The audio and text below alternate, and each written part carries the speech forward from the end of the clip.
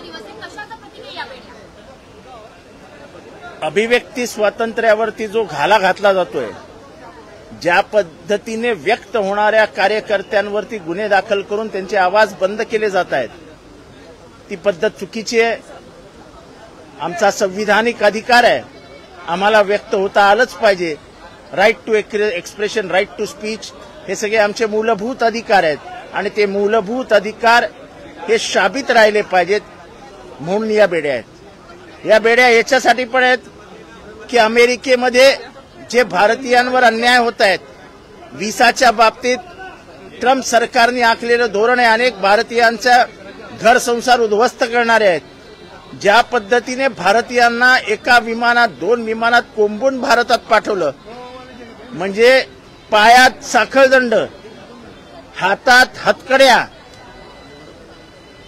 शौचालयाला जागा नाही, उपाशी, भारतीयांना असा अपमानित करून आणण्याचा प्रकार हा भारतीयांना हिणवणारा, भारतीयांना अपमानित करणारा होता.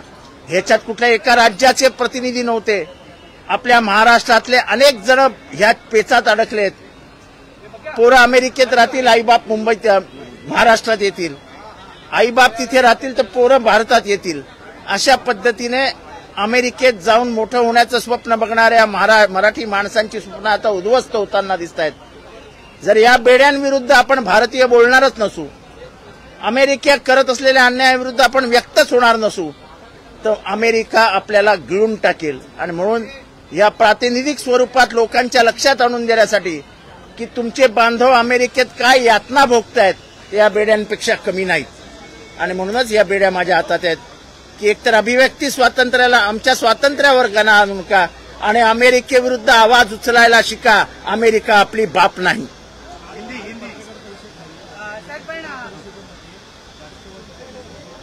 कुठे मी राष्ट्रवादीचा प्रतिनिधी तिथे होतो, त्यामुळे मला वाटतं की मी दुसऱ्या विषयावर आहे, हे विषय आता काढू नका. बेड्या घातल्यात, अशाच बेड्यांची अवस्था जी राज्यात आहे का? कारण की विरोधकांना कायदा सुव्यवस्थेचा प्रश्न आहे, विरोधकांना बोलून देत नाहीये. मग आम्ही तेच म्हणतो ना की व्यक्तच होऊ देत नाहीयेत. याच बेड्या धनंजय मुंडेंना घातल्या जाव्यात. सरकार कोणाला घालायचे सरकारच्या मनावर आहे. सरकार मला नाही वाटत त्यांना बेड्या घालेल. आणि त्यांनी खून केलेला नाही हे मी आधीपासून सांगतोय. पण जसं वल्लभभाई पटेलांनी सांगितलं की गांधी हत्या नथुरामने केली, पण विचार कोणाचे होते हा प्रश्न त्यांनी विचारला होता.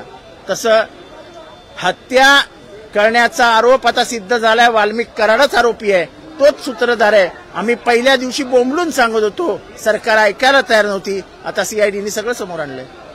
पण तो माझा खास माणूस आहे असं कोण म्हणालं होतं?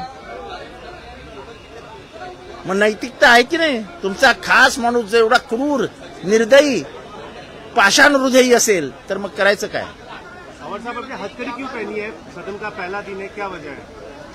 एक तो व्यक्त होने को नहीं मिल रहा है, यहाँ की आजादी छीनी जा रही है, और अमेरिका में भारतीयों के जो हाल हो रहे हैं, और खास करके जिस तरीके से अमेरिका से लोगों को लाया गया, हाँ, पैरों में बेड़ियां, हाथों में हथकड़ियां, जिस विमान में लाया गया, जो जिस जहाज में, हवाई जहाज में लाया गया, उसमें यानी भेड़ बकरियों के जैसे उनको दबोचा गया. मानवीय स्वतंत्रता की इतनी अवहेलना कभी नहीं हुई थी भारत में.